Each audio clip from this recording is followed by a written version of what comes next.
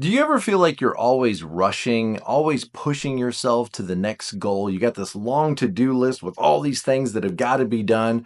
And the feeling or the thinking is when I get all of those things accomplished, when I walk across that stage and get that diploma, when I'm on my next adventure, when I get that new item ordered and delivered, then I'll feel happy and fulfilled and excited and full of joy and purpose and meaning. And, it's so easy for us to fall into this trap of looking constantly toward the future that we're not available. We're not available to life and to the people around us for real connection right now in the present moment. Your Enneagram type can be helpful in understanding some clues about where you tend to focus your attention. We tend to not be able to live very consistently in the present moment. But in the present moment is where we experience happiness, joy, excitement, fulfillment, purpose, meaning, and all these wonderful things. We're going to break it down in this video. You don't want to miss this.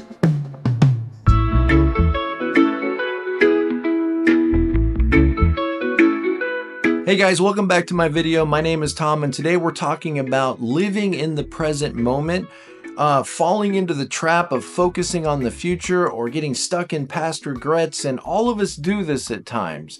We want to live more mindful and more present, available to what is right in front of us, and sometimes we get stuck focusing on reaching a goal or accomplishing something important in the future, which is all great. We need to have goals in life. Here's the truth. Peace, joy, happiness, fulfillment, meaning, purpose, all of these things are available to us right now. The way things are, with all of the chaos and all the things that are undone, it's available to us right now. And think how different your life would be if you were already filled with joy, already filled with love, already filled with meaning, instead of something that you're always chasing, something that's always around the next corner, the next adventure that you go on. Each Enneagram type carries a certain pattern of focusing on the present, the future, the past, and unlocking this can help us live more in the present, and understanding this can help us to live more fulfilled, meaningful lives right here, right now. The first point that I want us to look at is that living in the future is a trap.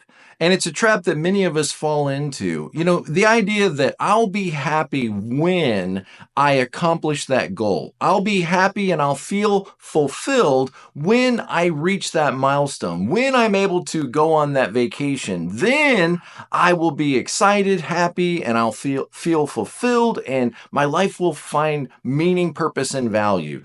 Looking forward all the time keeps you from being able to look at what's right in front of you, and it keeps you from being able to be present in this life. Think about type 3s, for example. Very driven and focused on accomplishing goals in the future, pushing themselves, always striving to overcome obstacles.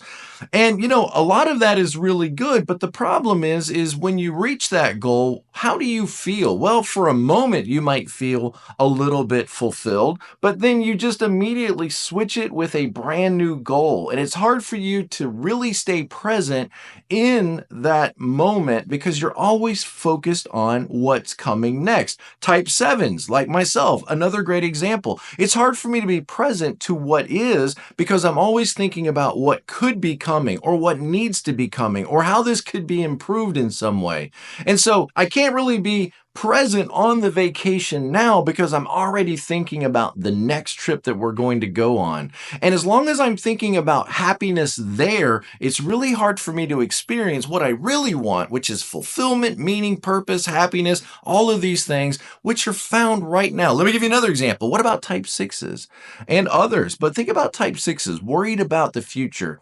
Should I marry this person? What if I marry them and then I find out I don't love them? What if I fall out of love with them? Well, then I got to protect myself from that anxiety, frustration, and pain by living right now in anxiety, frustration, and pain. So trying to protect yourself from anxiety, frustration, and pain that might happen if you make the wrong decision is keeping you stuck in anxiety, frustration, and pain because you're worried about what's going to happen in the future. So as long as you're so focused on protecting yourself in the future, you're not really present to what is available for you right now. And our second point is I want us to take a second to like dispel the illusion of past regrets.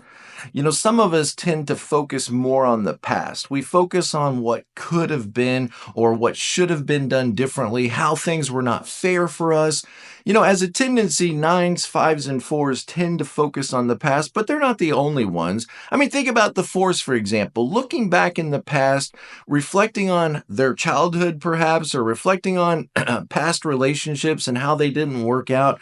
And, you know, getting stuck playing that tape over and over again of how you were treated unfairly and how life didn't work for you and how other people maybe took advantage of you.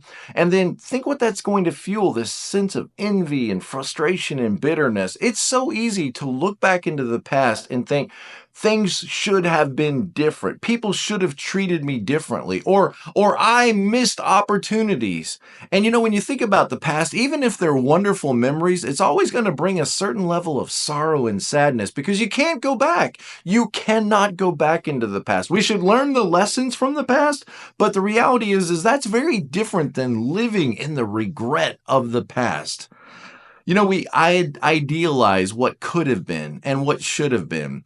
But when we stay attached to what we've lost, when we stay attached to what's missing or what's gone, you know, we're not able to really appreciate the beauty and the wonder and the awesome, amazing things and relationships that are available to us right now. We're not present to right now because we're so stuck in frustration, misery, pain, and bitterness over what happened to us or the failures and mistakes we made in the past. So here's the lesson. We got to let go. We have to let go. You have to let go. You have to take a deep breath and you have to consciously decide, I've got to start to let go and release the grip of nostalgia, release the grip of regret so that you can be more present to what is available to you in life right now, what God is putting in your life right now. Don't miss what's here right now because of all of these past regrets stuck back there. And the third point we want to make is sometimes it's difficult for us to live in the present because it feels like we're giving up or losing control. Yeah, here's kind of the idea, right? Think about like eights, maybe sixes, maybe some ones. I can see these guys really struggling with this, but others as well. Think about like if I live right now in the present, then I don't have control over my future. And I feel like I'm just surrendering to the way things are. And I got to push, I got to strive, I got to overcome. And you know, it's really great to have goals and to want to move forward in life. And all those things are so important. But there's a sense in which some things in life are not really in your control. There are things that you can control in life, and those things you should. The things you can control in life, you really should decide to take ownership of. But you know what, guys? There's a lot of things in life that you just don't get to control. You're not in control of everything. And the things that you're not in control of, you need to realize that. I can't control other people, and I shouldn't even try to control them. I can't control the outcomes. I can have desires, but desires are different than goals. Goals are what I can control. Desires are what I cannot control. Accepting this is not weakness. Accepting this is wisdom. To decide that I can't control everything, and when you can't control everything, what do you have to do? Here's the hard word you have to accept. You have to surrender. And that can feel very difficult if you're the kind of person that's very strong-willed, very determined, very focused. It can be hard for you to just admit, I can't control how this other person's going to behave. I can't control all of the outcomes or all of the responses that people are going to give me.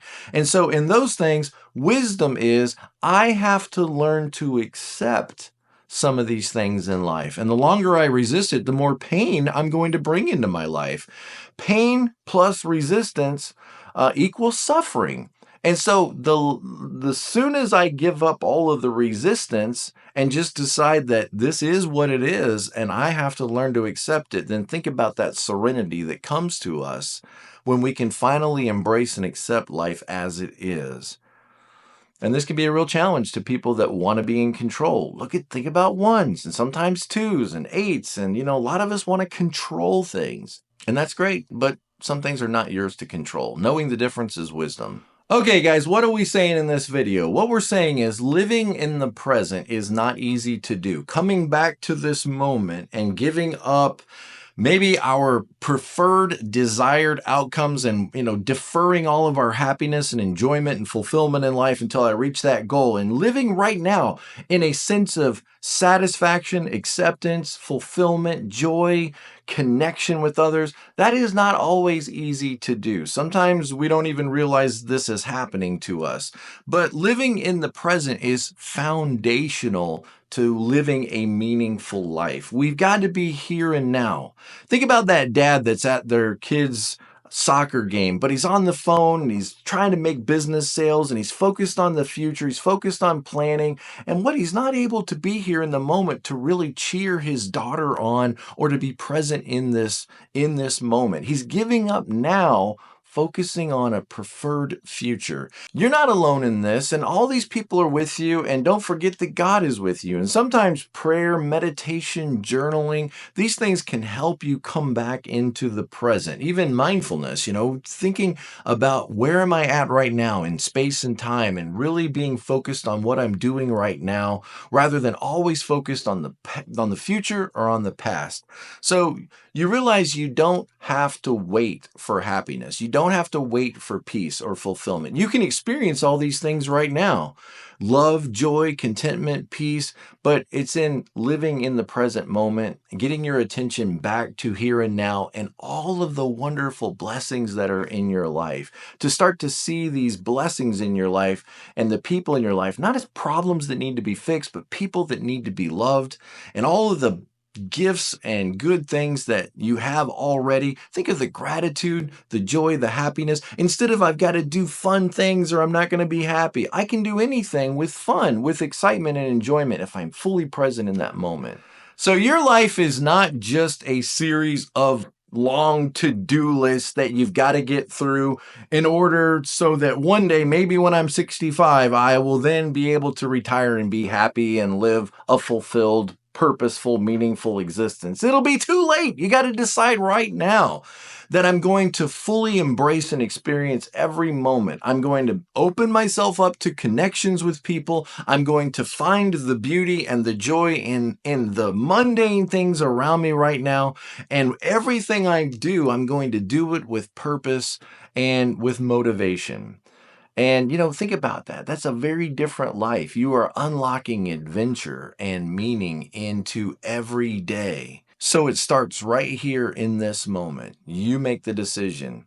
I'm going to be more mindful, more present in the moment.